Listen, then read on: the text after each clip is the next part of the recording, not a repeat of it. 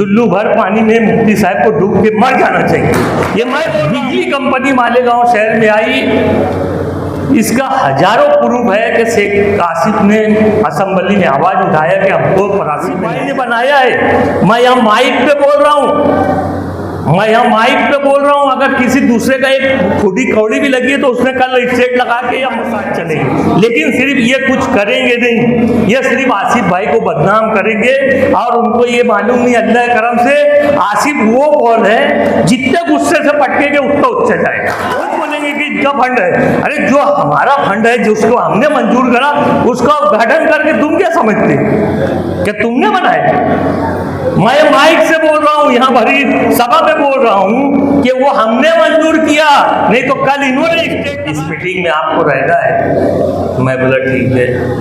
अब्दुल्ला नगर के लोगों के लिए खास तौर से इस एरिए के लिए मीटिंग रखी गई है। अभी 2-3 मोटी मोटी बातें आपको बता के मैं अपनी जगह लूँगा।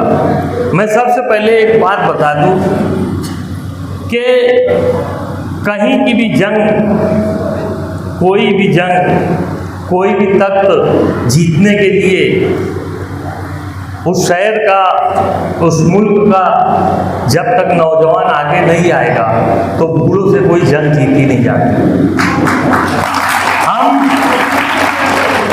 हमने देखा अब्दुल्ला नगर में ये ब्लू बर्ड की जो रोड है इसमें 3-4 खंबे यहाँ बीच में थे।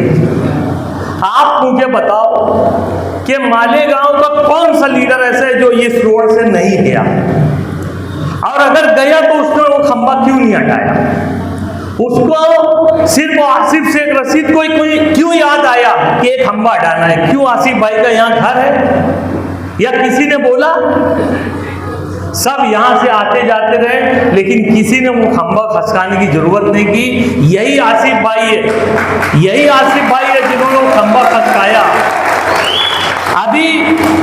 अभी मैं इधर से फजर में यहाँ बड़े कब्रिस्तान में पढ़ता हूँ, जब इधर से जाने लगता हूँ तो होटल वगैरह पे सलाम तो होते रहती। मैं देखा कि एक खड्डा खोदा हुआ था और वहाँ पर बहुत सारे लोग जमा थे। निहाल मुकादम के भाई ये बड़े, वो भी वहाँ पे थे। वहाँ मैं जाने लगा तो मुझे रोक लिए, बोले यार असलम भाई बहुत पानी की हमको बहुत तकलीफ है। मैं लगा कहाँ? बोले अब्दुल्ला नगर। मैं बोला यार मैं हमेशा इधर से आता जाता हूँ, कोई अब्दुल्ला नगर का आदमी मुझे बोला नहीं कि पानी कम आता है। मैं तो समझता था कि मालेगांव में सबसे खुशहाल मोहल्ला जो होगा वो अब्दुल्ला नगर होगा, क्योंकि कभी कोई शिकायत दिखी नहीं। और गिन गिन के पेटी भर भर के मुफ्ती साहब वोट लेके जाते रहे, तो मुझे तो नहीं लगा कि कोई तकलीफ है यहाँ पे। लेकिन मुकादम आप तुम बता रहे तो मैं इंशाल्लाह ये तुम्हारी पानी की तकलीफ, ये महल्ले वालों की तकलीफ इंशाल्लाह मैं दूर करवाता हूँ। मुझे दूसरे दिन जब नल आया तो नल ये हुआ था कि भाई थोड़ा आज जब हम आ जाएंगे जब नल चालू करना, लेकिन वो अधिकारी जिससे बातचीत हुई थी वो छुट्टी पे चले गया और नल चालू करने वाले लोग आए, उनको रोक दिया गया कि भाई अभी मत चालू करो, अधिकारी जब आ जाएंगे उनके सामने चालू करना ताकि वो देखें कि नल कितना आता है कितना। हमारी माँ बहन इतना सुबह सुबह, एक तो नल आता है 6 बजे, माँ बहन सुबह सुबह रोड पे निकल जाती है कि भाई पानी कम आया, पानी नहीं आया, पानी मैला आया, पानी गटर का आया। हम लोग तो सोए रहते हैं, हमको क्या मालूम कि किसको क्या तकलीफ है। हमारी माँ बहन से जाके अभी घर में पूछना कि क्या तकलीफ होती थी। हमने देखे वो अधिकारी नहीं आया, फिर मैं बोला जान दो नल चालू कर दो। हम नल चालू करें, जैसा काम आता था वैसे ही काम आया। लेकिन मैं महल्ले वालों को और वो अधिकारी लोगों को लेके बैठा और मैं बोला मुझे बताओ कि अब्दुल्ला नगर ए और बी में कैसे नल देते? तो उन्होंने बताया साहब इधर से पानी आता, उधर से पानी आता, ये पानी की टाकी है, वो पानी की टाकी है। बहरहाल ठीक है, वो सबका सुनने के बाद मैंने बोला एक काम करो, अब्दुल्ला नगर ए और बी को एक साथ अगर पानी देंगे तो पानी नहीं आएगा, तो एक काम करो, ए को पहले दो और बी को बाद में दो। यानी एक को पहले जो भी तुम्हारा पौन घंटा है, एक को पहले पौन घंटा दो, फिर बी को पौन घंटा दो, ऐसा सिस्टम लगाओ। तो बोले साहब उसमें तो आपको टाइम लगेगी, सब खड्डा खोदना पड़ेगा जहाँ जहाँ वाल है, उसके बाद जोन बनेगा।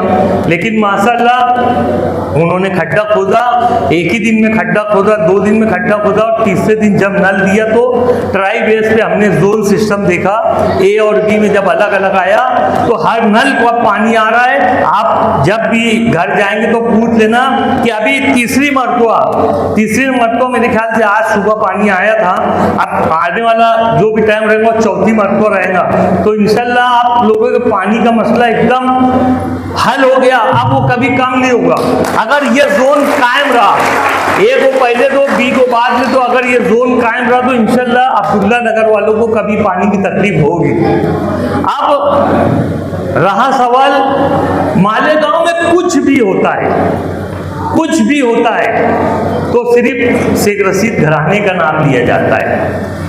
अभी मैं वीडियो देखा कल परसों, कोई बच्चा 4 साल का गटर में डूब के मर गया, मालदा सिवार में, यानी गिर गया और डूब के मर गया, इंतकाल हो गया। तो वहां पर भी ये बोला गया कि यार ये लीडर लोग क्या करते रहते हैं, अभी गटर में क्या करना चाहिए। हर एक के घर पे, यानी जिसका इंतकाल हुआ उसको, बच्चे को अल्लाह उसकी मग़फ़िरत करे। वैसे भी बच्चे लोग कोई गुनाह करे नहीं रहते, वो ऐसे ही बख्शवाए रहते। लेकिन इन लोगों की सोच ऐसी है कि कुछ भी कहीं भी हो तो फट से लीडरों का नाम दो, आज जो आमदार है उसका नाम मत दो, माजी का पहले दो, आसिफ शेख रशीद साहब का पहले दो, आजी का दो मत दो, लेकिन माजी को छोड़ो मत। मैं बोलता हूं आप लोग सब समझदार लोग हैं। मैं एक मोटी सी बात बताता हूं कि बिजली कंपनी मालेगांव शहर में आई, इसका हजारों प्रूफ है कि शेख आसिफ ने असेंबली में आवाज़ उठाया कि हमको प्राइवेट में नहीं जाना है। उसके बाद मालेगांव आके मोर्चा निकाले, ये छोड़ दो। मैं मानता हूं कि आसिफ भाई ने कुछ नहीं किया, उन्होंने असेंबली में चिल्लाए, कुछ नहीं किए, मालेगांव में मोर्चा निकाले, कुछ नहीं किए। इसके अलावा कौन से लीडर ने मालेगांव का इसको भगाने के लिए तहरीक चलाया, कोई भूख हड़ताल की, आप लोग बता दें। सब मुंह खोल के बोलते रहते कि आसिफ ने लाया। अबे तो तूने क्यों नहीं रोका? तेरे को कौन मना करा था? अब किसको कौन मना करा था? आप लोग मुझे बताओ, सिर्फ बोलने की बात रहती कि आसिफ ने लाया ने, इल्जाम लगाने की बात है, सिर्फ इल्जाम लगाने की बात है कि आसिफ ने लाया। अबे ठीक है, उसने लाया तो तूने निकाल देने का था, तेरे को किसी ने मना किया था कि निकाल मत? अबे हम भी तेरे साथ रहते। अब चल, अभी भी कुछ भी करा नहीं, कल निकालने चलो, हम भी तुम्हारे साथ चलेंगे। लेकिन सिर्फ ये कुछ करेंगे नहीं, ये सिर्फ आसिफ भाई को बदनाम करेंगे। और उनको ये मालूम नहीं, अल्लाह करम से आसिफ वो बॉल है जितने गुस्से से पटकेंगे उतना उच्च जाएगा। तो यानी एकदम ऐसा हो गया कि आज पाकिस्तान में कुछ होगा तो वो बोलेंगे शेख रशीद घराने का हाथ है। कुछ भी होता है तो डायरेक्ट ये लोगों का, आप लोग मैं बहुत ताज्जुब करता हूँ कि जब भी वीडियो देखता हूँ, एक आम आदमी भी बोलता है अरे खड्डे बहुत है, कोई लीडर कुछ करता नहीं। अबे कोई लीडर का छोड़, मुफ्ती जो आज तुम्हारा आमदार है वो लीडर जो है वो क्या करता वो बताना, या उसको ही बोलना। तुम सभी लीडर को कोसते, सब लीडर का क्या है? अभी देखो मुफ्ती इस्माइल साहब मालेगांव शहर के कुछ रोड बना रहे हैं, मेन रोड बना रहे हैं। गलियों की रोड क्यों नहीं बना रहे? इसलिए कि गलियों की रोड हमने बना चुका है, हमने गलियों की रोड बना चुकी है। गलियों में काम नहीं है रोड का, जो मेन रोड है उसी पे काम है। तो 2, 4, 10 रोड बनाने से अगर वो समझते हैं कि आमदार का यही काम है तो आप लोग फैसला करो, तो फिर कारपोरेटरों का क्या काम है? अगर आमदार का रोड बनाने का काम है तो कारपोरेटर का क्या काम है? तो खाली झांसा देने का काम इनका है, इनके पास काम बताने को कुछ नहीं है। जैसे अभी अजीज सजर साहब ने, बाकी के लोगों ने, हिदायतुल्लाह भाई ने बताया कि ये जो अजीज कल्लू स्टेडियम है, जो क्रिकेट का स्टेडियम है, ये सिर्फ आसिफ भाई ने बनाया है। मैं यहाँ माइक पे बोल रहा हूँ, अगर किसी दूसरे का एक खुदी कौड़ी भी लगी है तो उसने कल स्टेट लगा के या किसी यूट्यूबर को बुला के बयान देना कि असलम अंसारी वहाँ झूठ बोल रहा था। स्टेडियम आसिफ भाई ने बनाए, उर्दू घर आसिफ भाई ने बनाए, हिल स्टेशन आसिफ भाई ने बनाए, ये ब्रिज का काम जो है आसिफ भाई बनाए। मालेगांव में कई स्टडी सेंटर, कम से कम 15-20 स्टडी सेंटर बनाए। हमारे बच्चों को, गरीब बच्चों को, अमीरों के बच्चों को नहीं, अमीरों के बच्चों को किताबें बांटी। 9वीं 10वीं 11वीं की पूरी किताब अमीरों के बच्चों को बांटी, गरीबों को बच्चों को कंप्यूटर आसिफ भाई ने दिया कि गरीब के बच्चे भी कहीं से पीछे ना रहे। वो कंप्यूटर के बगैर ये ना समझे कि यार हम गरीब है। सब स्कूलों में, जितनी प्राइमरी स्कूल है, सब स्कूलों में कंप्यूटर दिया। क्या ये कम था? आज इनका एक ऐसा काम बता दो, यहाँ भी कुछ होंगे, उनके ताल्लुक के कुछ होंगे, उनके मानने वाले कुछ होंगे। आ जाओ इधर और बताओ मुझे, ये रोड का काम छोड़ के एक काम ऐसा बताओ जैसा मैंने बताया आसिफ भाई का, कि गरीब के बच्चों के लिए किया, अमीर के बच्चों के लिए, सबको एक नजर देख के काम किए। इन्होंने खाली रोड का बताएंगे। अभी तुम लोग देखो, कल उद्घाटन हुआ, चुल्लू भर पानी में मुफ्ती साहब को डूब के मर जाना चाहिए, ये मैं बोल रहा हूँ और सीमेंट ठोक के बोल रहा हूँ। ये जो ब्रिज का काम है, ये ब्रिज का काम हमने ताहिरा मैडम की मेयरशिप में मंजूर किया। उसका 100 करोड़ फंड आया, जो ब्रिज का इन्होंने उद्घाटन किया।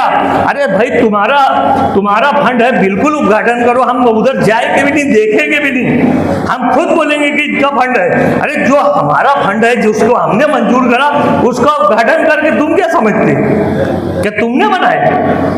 मैं माइक से बोल रहा हूं, यहां भरी सभा पे बोल रहा हूं कि वो हमने मंजूर किया, नहीं तो कल इन्होंने स्टेट लगा के किसी यूट्यूबर को बुला के बोलना कि उनका भी कुछ नाखून बराबर भी हिस्सा है ये ब्रिज बनाने में, जो ब्रिज का कल उद्घाटन हुआ।